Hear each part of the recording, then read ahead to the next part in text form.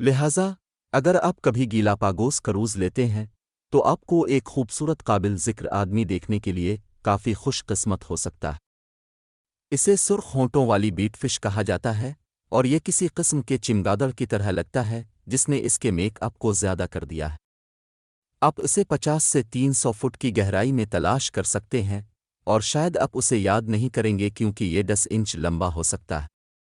وہ زیادہ تر سمندری تہ پر ٹھنڈا رہتے ہیں جہاں وہ اپنی چھوٹی چھوٹی پنکھوں والی ٹانگوں پر بہت بڑے پاؤں کے ساتھ سمندری فرش کے ساتھ اپنا راستہ بدلتے ہیں۔ ہاں، مچھلی کو چلتے ہوئے دیکھنا بہت عجیب ہے، لیکن وقتاً فوقتاً وہ یہ دیکھنے کے لیے سطح پر آتے ہیں کہ آیا وہاں کوئی دلچسپ چیز ہے۔ آپ انہیں چٹانوں کے کنارے پر بھی تلاش کر سکتے ہیں۔ سرخ ہونٹوں والی بیٹ فش گرم پانیوں کی پرستار نہیں ہے، لہٰذا آپ انہیں زیادہ تر ٹھنڈے پانیوں میں پائیں گے۔ یہ ایک اینگلر فش ہے۔ یہ مچھلی کی وہ قسم ہے جو اپنے ممکنہ شکار کو مانس لاب سے لالچ دیتی ہے۔ آپ اسے یہاں ایک ٹینٹ پر دیکھتے ہیں جو ان کے تھوتھنی سے پیدا ہوتا ہے۔ یہ مچھلیاں عموماً بڑے سر اور چوڑے منہ کے ساتھ آتی ہیں۔ کوئی تبصرہ نہیں۔ ان کی دم اور جسم نسبتاً چھوٹے ہوتے ہیں۔ سرخ ہونٹوں والی بیٹ فش کے سر پر گوشت دار اضافہ ہوتا ہے۔ اس طرح یہ چھوٹے جانوروں کو پکڑتا ہے جیسے مولسکس، کیکڑے اور موقع کی چھوٹی مچھلی۔ گہرے سمندر میں چھپے اس عجیب و غریب مخلوق کو چیک کریں۔ اسے تپائی مچھلی کہا جاتا ہے اور آپ اسے ہندوستان، بحر الکاہل اور بحر اوقیانوس میں تلاش کر سکتے ہیں۔ ان کے لمبے بونی پنکھوں کو دیکھیں۔ وہ اپنے نیچے اور دم سے 3 فٹ تک بڑھ سکتے ہیں۔ سائنس دانوں کا خیال ہے کہ جب وہ کھڑے ہوتے ہیں تو وہ ان پنکھوں میں سیال پمپ کرتے ہیں تاکہ وہ سخت رہ سکیں۔ جب وہ تیراکی کرتے ہیں تو ان کے لمبے پنکھ نرمی سے ان کے نیچے تیرتے ہیں، جو کبھی کبھی تھوڑا سا عجیب لگ سکتا ہے۔ میرا مطلب ہے چلنے کا حصہ بھی کچھ عجیب لگتا ہے، لیکن ٹھنڈا آپ کو تسلیم کرنا چاہیے۔ تپائی مچھلی اپنے لمبے لمبے پنوں پر بیٹھنے کے لیے تیار ہوتی ہے، کیونکہ اس طرح یہ مچھلی چھوٹے جھینگے اور دوسرے چھوٹے بدقسمت لیکن مزیدار جانوروں کو پکڑنے کے لیے ایک بہترین پوزیشن میں آ جاتا ہے جو سمندری کرنٹ ان کے منہ میں لاتا ہے۔ جب آپ اس کے بارے میں سوچتے ہیں تو یہ ایک بہترین طریقہ کار ہے۔ چیونٹیاں سمندری تہ کی سطح پر بمشکل موجود ہوتی ہیں، اس لیے انہیں زیادہ محنت کرنی پڑے گی، اور یہ مچھلی شکار کو آتے ہوئے بھی نہیں دیکھ سکتی۔ یہ تقریباً اندھا ہے کیونکہ یہ اپنا زیادہ تر وقت تاریک رہائش گاہ میں گزارتا ہے، لیکن اس کے لمبے پن کیچڑ کی تلچھٹ میں کمپن محسوس کرتے ہیں چھوٹے جانور جو قریب سے گزرتے ہیں، اور یہ چھاتی کے پنکھ جو اس کے سر کے بالکل پیچھے بیٹھے ہوئے ہیں کسی قسم کا اینٹینا ہے۔ یہ انہیں آنے والے رات کے کھانے کے بارے میں اضافی معلومات فراہم کرتا ہے۔ اب آپ کو یہ تسلیم کرنا ہوگا کہ اپنے اتنے بدمزاج نظر آنے والے جانور نہیں دیکھے ہوں گے۔ ان کے لمبے پنکھ اور لمبے جسم ہوتے ہیں، اس کے علاوہ ان کا نام یہ کہتا ہے، لیکن وہ دراصل ایل نہیں ہے۔ ایل خاندان کے مختلف ارکان ہوتے ہیں، ہر ایک کی اپنی خصوصیات ہیں۔ مثال کے طور پر بے چہرہ کک، جیسا کہ اس کا نام کہتا ہے، پرجاتیوں کا زیادہ تر چہرہ نہیں ہوتا ہے۔ کچھ کی آنکھیں ہیں جو کام کرتی ہیں جبکہ دوسروں کی نہیں۔ کچھ اپنے ساتھی کی تلاش میں عجیب آوازیں نکالتے ہیں اور ان میں سے بہت سے گہرے پانیوں میں رہتے ہیں۔ بہت سی مچھلیوں کے جسم کے نیچے شرونی پنکھ ہوتے ہیں، لیکن کسک ایل اسے اگلے درجے پر لے جاتی ہے۔ ان کے شرونی پنکھ اپنے ارتقاء کے ذریعے آگے بڑھتے ہیں، یہی وجہ ہے کہ اب آپ ان کے سر کے نیچے لمبے اور پتلے باربلز کو دیکھ رہے ہیں، اور اصلی ایل میں شرونی پنکھ بھی نہیں ہوتے۔ اب دنیا بھر میں اڑتی ہوئی مچھلیوں کو گرم سمندر کے پانیوں سے باہر کودتے ہوئے دیکھ سکتے ہیں۔ ان کے پتلے جسم کی مخصوص شکل کی بدولت وہ پانی کے اندر رہتے ہوئے تقریباً 37 میل فی گھنٹہ کی رفتار پیدا کر سکتے ہیں۔ جب وہ اس رفتار تک پہنچ جاتے ہیں تو وہ صرف اوپر کی طرف زاویہ بناتے ہیں اور سطح کو توڑ دیتے ہیں۔ وہ اپنی دم کو تیزی سے مارتے ہیں جبکہ یہ ابھی بھی سطح کے نیچے ہے۔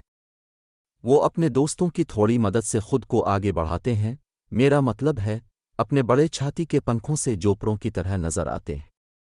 اس طرح وہ اپنے پیچھے آنے والے بڑے جانوروں سے بچ جاتے ہیں، اور وہاں بہت سارے شکاری ہیں जो समंदर की गहराइयों से छुपे हुए हैं और उड़ती हुई मछलियों को पकड़ने की उम्मीद में हैं।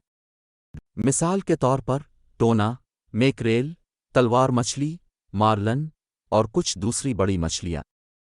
चैलेंज बड़ा है, इसलिए उड़ने वाली मछली को फरार होने के लिए एक अच्छी हिकमत अमली तैयार करने की ज़रूरत है। लेकिन जब वो सतह पर होते हैं तो वो बाज़ औक़ात परिंदों का निशाना बन जाते हैं। इसके अलावा वो रोशनी की तरफ राग़िब होते हैं और माहीगीर ये जानते हैं, इसलिए वो उन्हें पकड़ने के लिए रोशनी का इस्तेमाल करते हैं। ऐसा लगता है कि कोई भी उन्हें तन्हा नहीं छोड़ना चाहता। अब पहले तो ऐसा लगता है कि अब प्लास्टिक के एक छोटे से थैले को देख रहे हैं, लेकिन यह हकीकत में एक हकीकी लेकिन फिर भी बहुत ही अजीब व गरीब समंदरी जानवर है जो 6 इंच तक बढ़ सकता है। एक मुख्तलिफ नुक्ता नज़र से अब देखते हैं कि इसका नाम कैसे पड़ा। इसके गुलाबी रंग के जिस्म की बदौलत और शायद इसलिए कि ये कीचड़ भरे समंदरी फर्श से बहुत लुत्फ़ अंदोज़ होता है। खिंजीर के साथ बस इतना ही मुश्तरक है। ये छोटे फीलास दरअसल समंदरी ककड़ी की एक किस्म है और आपको तस्लीम करना होगा वो हैरत अंगेज़ तौर पर अपने ट्यूब पैरों के साथ पेट के नीचे और मुंह के अर्द गिर्द प्यारे हैं। ये मखलूक़ात अपना ज़्यादातर वक्त कीचड़ वाले समंदरी फर्श से गुजरती हैं। वो ज़्यादातर मुर्दा तहालब कुछ दीगर लजीज टुकड़ों की बाक़ियात खाते हैं जो सतह से कहीं गिर गए हैं। यकीनन वो बड़ी चीज़ें भी खा सकते हैं। मिसाल के तौर पर एक पूरी व्हेल। समंदरी खंजीर नाबालिग डेविड के क्रोहे के लिए गहरे समंदर में बेहतरीन बच्चे हैं। मुहक्किकीन ने इन छोटे के क्रोहे को समंदर के खंजीरों के नीचे छुपते और चढ़ते देखा। ये शायद नौजवान के क्रोहे के लिए ख़तरनाक शिकारियों से महफूज रहने का एक तरीक़ा था और समंदरी खंजीरों के लिए कुछ वक्त मारने और कुछ इजाफी रकम कमाने का एक तरीक़ा था। अब सबसे पहले एक समंदरी फरिश्ता ऐसा लगता है जैसे किसी तख्लीकी एनिमेटर ने इस तरह के दिल दहला देने वाले किरदार के साथ एक कार्टून बनाने का फ़ैसला किया। लेकिन जिस चीज़ को अब देख रहे हैं वो एक हकीकी मखलूक है, एक छोटी सी स्विमिंग सी सुलग। इसका जिस्म शफाफ है जो इस मखलूक को परियों की कहानी की शक्ल देता है। और उसके खूबसूरत फड़फड़ाते पंखों को देखें। ये यकीनी तौर पर ऐसी चीज़ नहीं है जिसकी हम सिलगुस से तवक्को करेंगे। एक इंतखाब को देखते हुए वो ठंडे पानियों में रहना पसंद करेंगे। घोंगे और सुलग आम तौर पर एक ज़ुमरे में आते हैं जिन्हें गैस्ट्रोपोड कहते हैं और इस ग्रुप के अरकान के अमूमन पट्ठों के पांव होते हैं। लेकिन समंदरी फरिश्तों के मामले में ये प्रों की याद दिलाने वाले ज़मीमोहे में तैयार हुआ। यही चीज़ खुले पानियों में तैरने में उनकी मदद करती है और उनके पास गोले भी नहीं हैं। लेकिन उनकी मीठी फरिश्ता शक्ल आपको धोखा ना दे। ये मखलूक काफ़ी डरपोक है। वो अपने खैमों का इस्तेमाल करते हैं और ये टुकड़ा रिडोला कहलाता है जब वो अपने खोल से तैराकी के दूसरे घूंगों को खींचना चाहते हैं। और क्या करें? वो खाओ। जब मैंने जाइंट साइफन वफूर नामी इस मखलूक को पहली बार देखा तो मुझे नहीं लगा कि यह खौफनाक है, क्योंकि ये किसी किस्म के सेंटीपैड की तरह नज़र आती थी। और ये कितने बड़े हो सकते हैं? ठीक है, ऐसा लगता है कि वो 130 फुट लंबा हो सकते हैं। ठीक है, ये दूसरी नज़र में भी खौफनाक नहीं लगता, लेकिन मैं फिर भी इसका सामना करना पसंद नहीं करूँगा। ऐसा लगता है कि अब कुछ बेतरतीब लंबी रस्सी देख रहे हैं जो सिर्फ समंदर की गहराइयों में तीर रही है। अगरचे ये कुछ बेवकूफ़ तार की तरह लगता है जो कुछ नहीं करता है, ये मखलूक खूबसूरत फ़ाल हिस्सों का एक मजमुआ है जहां हर एक किसी और चीज़ के लिए मखसूस है। इसके कुछ हिस्से शिकार को पकड़ने के जिम्मेदार होते हैं जबकि दूसरे खाना हज़म करते हैं। कुछ हिस्से पिनरूत्पादन के लिए मौजूद हैं जबकि दूसरे इस पूरी रस्सी की कार्रवाई को हिदायत करते हैं। उफ़, मेरा मतलब है जिस्म तैराकी से। ये जानवर बायोलुमिनेसेंट है, जिसका मतलब है कि ये अपनी ज़िंदगी खुद बनाता है। जब ये अपने रास्ते में किसी बेतरतीब चीज़ से टकराता है तो उसका तना चमकता है और आप एक रोशन नीली रोशनी देख सकते हैं। क्या फ्लैप जैक ऑक्टिप्स वाकई प्यारा नहीं है?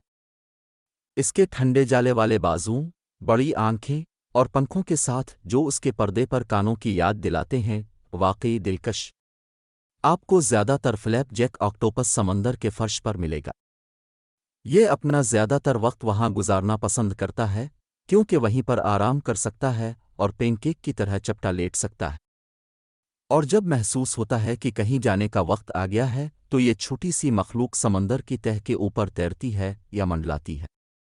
یہ اپنے پنکھوں کو پھڑپھڑاتا ہے اور اپنے بازوؤں کے جال کو دھکیلتا ہے اور یہ آکٹوپس جیسا کچھ نہیں لگتا۔